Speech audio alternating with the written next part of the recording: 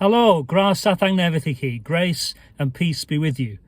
I hope you can hear me okay, because I'm recording this in the middle of the storm of the century. I waited for a lull to nip out on an errand, but it's still pretty windy. Have you ever read what's written in the front of a UK passport? Her Britannic Majesty's Secretary of State requests and requires, in the name of Her Majesty, all those whom it may concern, to allow the bearer, i.e. the person with this passport, to pass freely without let or hindrance, and to afford the bearer such assistance and protection as may be necessary. Just fancy words, but the implication is if you don't allow the person with this passport to go where they want to go, we'll send a gunboat to sort you out. Of course, that kind of protection is not much help against a storm. And a storm or any kind of extreme weather can make us feel really vulnerable, even if we're not personally in danger and our property is safe. The sheer power of the wind and the waves reminds us that we're just small creatures in a vast universe, and perhaps reminds us of other vulnerabilities, our vulnerability to evil, to weapons, to a pandemic that still stalks the world, to our own troubles. Well, this storm, like all the recent ones, has been given a name. I'm sure you know. The name is Eunice. Not a name we hear very often now, but it's a biblical name. Let me read you the passage that name is found in. It's in 2 Timothy.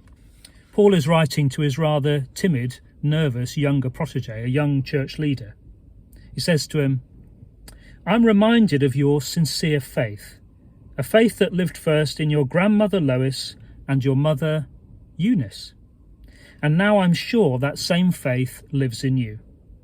For this reason I remind you to rekindle the gift of God that is within you through the laying on of my hands. For God did not give us a spirit of fear, but rather a spirit of power and love and self-discipline." And shortly after that he says to Timothy, "Join with me in suffering for the gospel," the good news, "relying on the power of God." See, there's such a powerful promise there, isn't there, that we are not alone or powerless if we trust in God.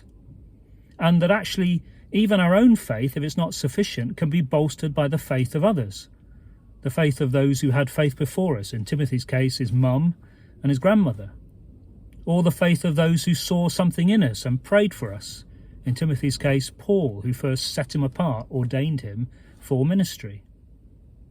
One of the things that Christians often struggle with is isolation. But if you make sure you keep fellowship, keep talking to others, deal with your troubles honestly in relationship to others, then instead of being isolated, you can draw faith and strength from each other. And in some small way, I hope that's what these videos do. They keep us connected and they encourage us. As it happens, the Bible that I'm reading from is the same colour as my passport, an old UK passport. And the reason I've got it with me here in the car is that's the errand. I'm about to deliver this Bible to a couple. And I know that as they get to know the scriptures, as they read this Bible that I'm giving them today, they'll discover, as Timothy did, that faith that overcomes. Do you know what the name Eunice means? It's Greek, and it means good victory. The second part of it is the same as the word we translate as Nike, the goddess of victory, hence the running shoes that's supposed to make you run so quickly. So good victory was Eunice's name, a Christian name. And into that good victory, I commend that couple and all those in need of God's help and protection today. And I commend you too. May God give you strength, even in the storms of life, to trust and to know his victory. Amen.